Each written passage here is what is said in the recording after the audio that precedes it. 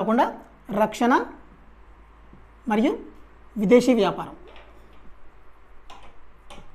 ఈ రెండు రంగాలు 13 రంగాలను కలుపుకొని మొత్తం 17 రంగాలుగా చేసి 1970-71 వరకు 1970-71 ఆధార సంవత్సరంగా తీసుకొని జాతీయ ఆదాయాన్ని రెండవ శ్రేణిలో జాతీయ ఆదాయాన్ని గణించడం జరిగింది. ఆ తర్వాత మూడవ సవరించిన శ్రేణిలో 1980-81 ఇక్కడ క్లియర్ వచ్చేసి 1980-85 మూడవ సవరించిన శ్రేణిలో 1980-81 ఆధార సంవత్సరాన్ని తీసుకొని ఇక్కడ జాతీయ ఆదాయాన్ని గణించడం జరిగింది.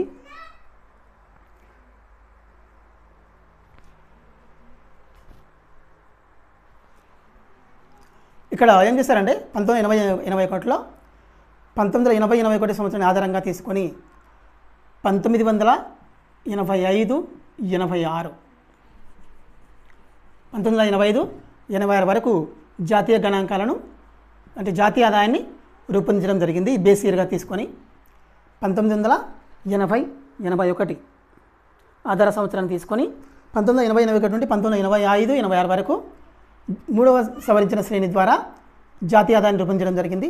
అయితే ఇక్కడ జాతీయ ఆదాయాన్ని గణించే సమయంలో 1950 మరియు 51 1950-51 మరియు 1985-86 ఈ సంవత్సరం వరకు అంటే స్వతంత్రానికి సంప్రదాయ శ్రేణిలో ఏదైతే జాతీయ గణాంకాలను రూపొందించారో సంప్రదాయ శ్రేణిలో మొట్టమొదటిసారిగా ఏదైతే జాతీయ ఆదాయాన్ని గణించారో అవే గణనను మళ్ళీ ఈ 1980-81 ఆధార సంవత్సరాన్ని తీసుకొని 1985-86 వరకు జాతీయ ఆదాయాన్ని రూపొందించారో ఈ జాతీయ ఆదాయాన్ని 1950-51 సంవత్సరం నాటి గణాంకాలను ఈ రెండు గణాంకాలను సరిపోల్చడం జరిగిందనమాట. ప్లీజ్ ఇక్కడ దయచేసి కొంచెం గమనించండి. మొట్టమొదటిసారిగా సంప్రదాయ శ్రేణిలో తయారు చేసినటువంటి జాతీయ ఆదాయ గణాంకాలు మరియు మూడవ సవరించిన శ్రేణిలో తయారు చేసినటువంటి జాతీయ ఆదాయ గణాంకాలను ఇక్కడ సరిపోల్చడం జరిగింది. అంటే మొత్తం 30 సంవత్సరాలకు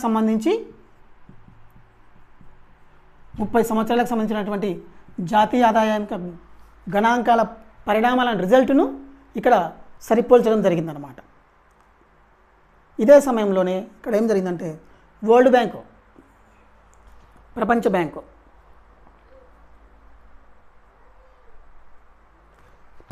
కూడా భారతదేశం యొక్క జాతీయ ఆదాయ గణాంకాలను రూపొందించడం జరిగింది. ఇదే సమయంలోనే అంటే 30 సంవత్సరాల యొక్క జాతీయ ఆదాయ గణాంకాలను సరిపోలుస్తూ వరల్డ్ బ్యాంకు కూడా భారతదేశం యొక్క జాతీయ ఆదాయ గణాంకాలను రూపొందించడం జరిగింది. ఈ సమయంలో వరల్డ్ బ్యాంకు యొక్క అంచనా ప్రకారము భారతదేశం యొక్క జాతీయ ఆదాయము ఈ 30 సంవత్సరాల తర్వాత ఈ గణాంకాలను పోల్చడం ద్వారా ఈ జాతీయ ఆదాయం యొక్క రిజల్ట్ 0 లేదా రుణాత్మకం అంటే మైనస్ ఉండవచ్చు. 0 కానీ లేదా రుణాత్మకం కానీ ఉండవచ్చు అని వరల్డ్ బ్యాంక్ వాళ్ళు తమ అభిప్రాయాన్ని వ్యక్తం చేయడం జరిగింది. ఇదే సమయంలోనే భారతదేశం కూడా తమ గణాంకాలను ఇదే 30 సంవత్సరాలకు గణాంకాలను తయారు చేయడం జరిగింది. భారతదేశం యొక్క గణాంకాల ప్రకారము వరల్డ్ బ్యాంకు అంచనాలను అధిగమించి 1.2% సాధించడం జరిగిందని చెప్పుకోవచ్చు అనమాట. ఈ విధంగా శాస్త్రీయ పద్ధతిలో భారతదేశంలో అంచనా వేయడం ద్వారా ప్రపంచ బ్యాంకు అంచనాలను మించి మనం జాతీయ ఆదాయాన్ని సాధించడం జరిగిందని చెప్పుకోవచ్చు. ఆ తర్వాత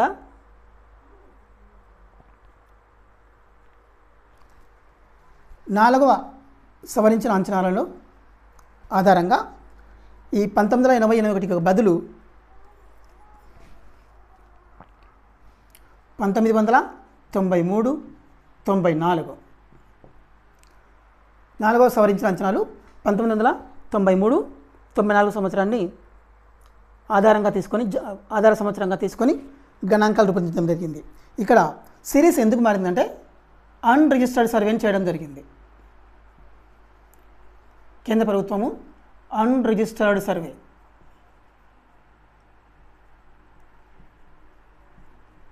దీన్ని 50వ సర్వే అంటారు. జాతీయ గణాంకాల 50వ సర్వే అంటారు. ఈ 50వ సర్వే ఆధారంగా, అన్రిజిస్టర్డ్ సర్వే ఆధారంగా ఇక్కడ వచ్చినటువంటి క్రమము ఆధార సంవత్సరం మారిపోయింది. ఇక్కడ ఈ సర్వే ఆధారంగా 1993-94 సంవత్సరాన్ని ఆధార సంవత్సరంగా తీసుకుని జాతీయ ఆదాయ గణాంకాలను రూపొందించడం జరిగింది భారత ప్రభుత్వం. దేన్ని ఆధారంగా తీసుకోవడం జరిగిందంటే జనాభా లెక్కలు, సెన్సెస్ జనాభా లెక్కలను ఆధారంగా తీసుకొని దీన్ని అంటే జనాభా లెక్కల గణాంకాలను సర్వేని ఆధారంగా తీసుకొని 1993-94 సంవత్సరాన్ని ఆధార సంవత్సరంగా ఎంపిక చేయడం జరిగిందని చెప్పుకోవచ్చు అన్నమాట. ఆ తర్వాత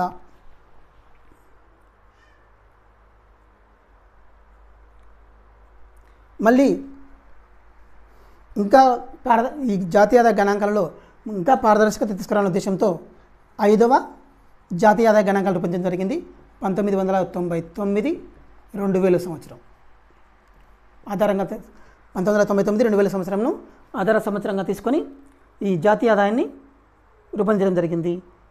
ఈ సంవత్సరాన్ని దేన్ని ఆధారంగా తీసుకున్నారంటే ఐక్యరాజ్య సమితి యొక్క నేషనల్ స్టాటిస్టిక్స్ అకౌంట్స్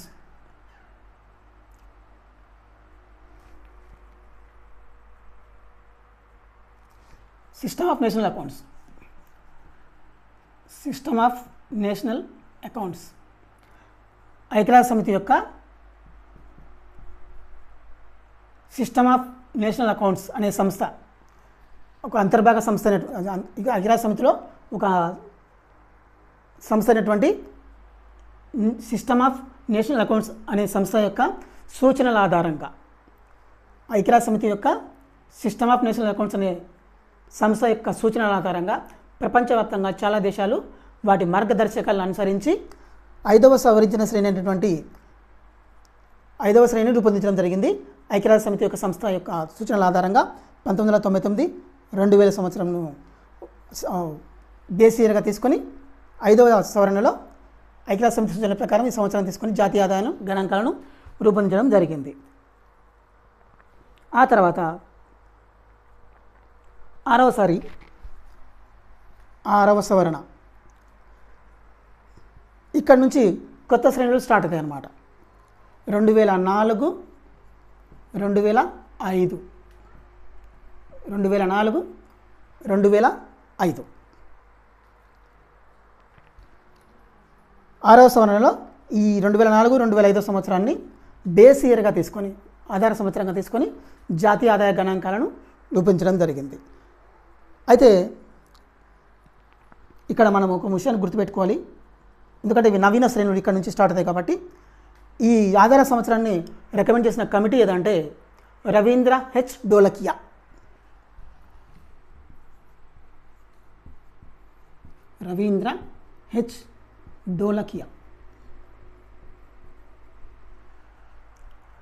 ఇతని ఆధ్వర్యంలో కమిటీ ఈ ఆధార సంవత్సరాన్ని ప్రభుత్వానికి సిఫారసు చేయడం జరిగింది.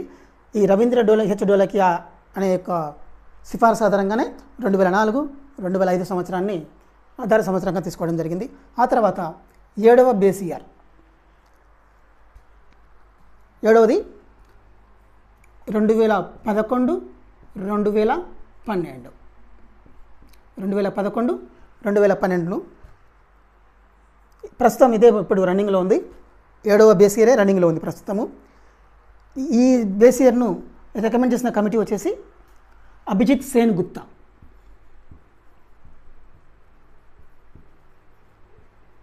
అభిజిత్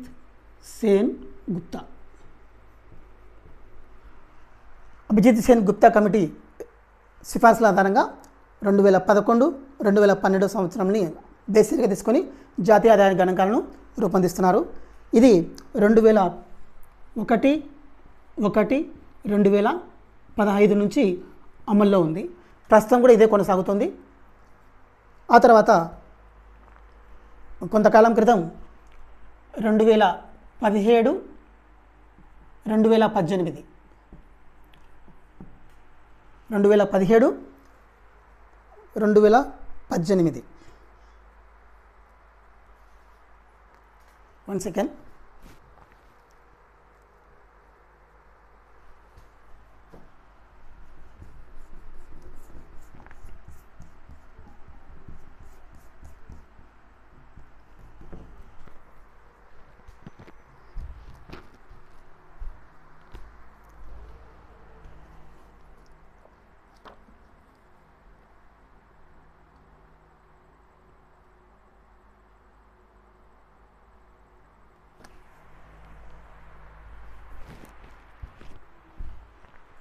క్షమించండి, ఇక్కడ చిన్న మిస్టేక్ జరిగింది.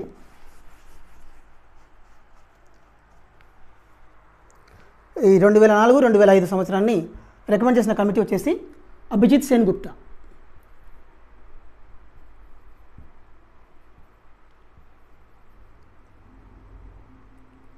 అభిజిత్ సేన్ గుప్తా 2004, 2005 ఆర్థిక సంవత్సరాన్ని రికమెండ్ చేసిన committee Abhijit Sen Gupta committee recommend చేయడం జరిగింది. 2011, 2012 వచ్చేసి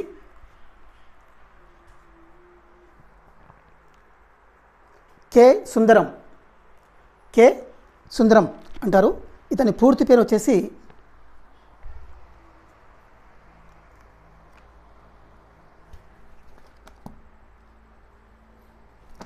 కళ్యాణ్ వైద్యనాథన్. ఇతని పూర్తి పేరు కళ్యాణ్ వైద్యనాథన్. కె సుందరం అంటారు ఇతని షార్ట్కట్లో.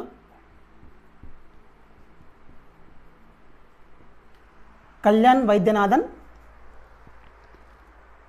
సుందరం. కళ్యాణ్ వైద్యనాథన్ సుందరం అంటారు ఇతన్ని, కె సుందరం.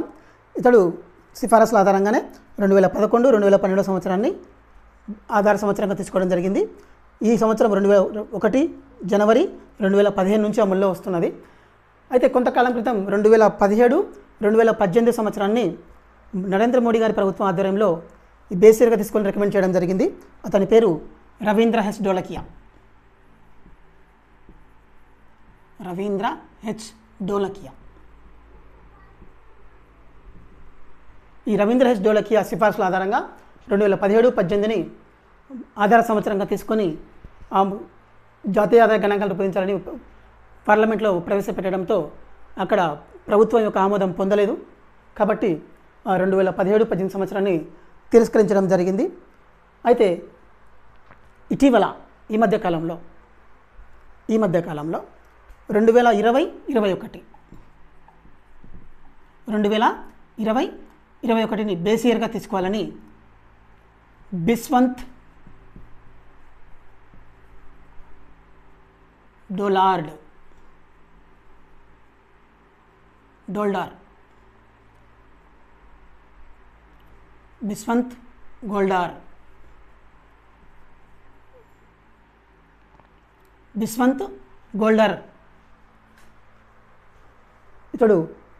ఇతడి సిఫార్సు ఆధారంగా 2020-21ని ఆధార సంవత్సరంగా తీసుకోవాలని రికమెండ్ చేయడం జరిగింది. ఈ నివేదిక ఇంకా పరిశీలనలో ఉంది, ఇంకా పరిశీలన పూర్తి కాలేదు. ఒకవేళ పరిశీలన పూర్తయి ప్రభుత్వం ఆమోదం పొందినట్లయితే ఈ బిస్వంత్ గోల్డార్ అనే వ్యక్తి యొక్క సిఫార్సుల ఆధారంగా నెక్స్ట్ బేస్ ఇయర్గా 2020-21 సంవత్సరాన్ని తీసుకోవచ్చని మనం ఆశించవచ్చు. ఇది జాతీయ ఆదాయ గణాంకాలు రూపొందించే క్రమంలో భారత ప్రభుత్వం అనుసరిస్తున్న విధి విధానాలలో మనకున్న సిలబస్లో ఈరోజు మనము సిఎస్ఓ మరియు జాతీయ ఆదాయ అంచనాలు శ్రేణులు అనే అంశాల గురించి మనము ఇప్పటివరకు డిస్కస్ చేయడం జరిగింది. ఇంతటితో ఈ జాతీయ ఆదాయం అనే అంశాన్ని నేను ఈరోజుకు ముగిస్తున్నాను. నెక్స్ట్ క్లాస్లో జాతీయ ఆదాయము వివిధ రంగాలలో ఎలాంటి పోకలను అనుసరించిందంటే వివిధ జాతీయ ఆదాయాన్ని రూపొందించడంలో లేదా పెంపొందించడంలో వివిధ రంగాల పాత్ర, ఈ అంశము గురించి నెక్స్ట్ క్లాస్లో మనం చర్చించడం జరుగుతుంది. ఈ అంశంతో భారతదేశంలో జాతీయ ఆదాయం అనే అంశం పూర్తవుతుంది. ఐ రిపీట్ అగైన్, జాతీయ ఆదాయ భావనలు, జాతీయ ఆదాయ అంచనా పద్ధతులు.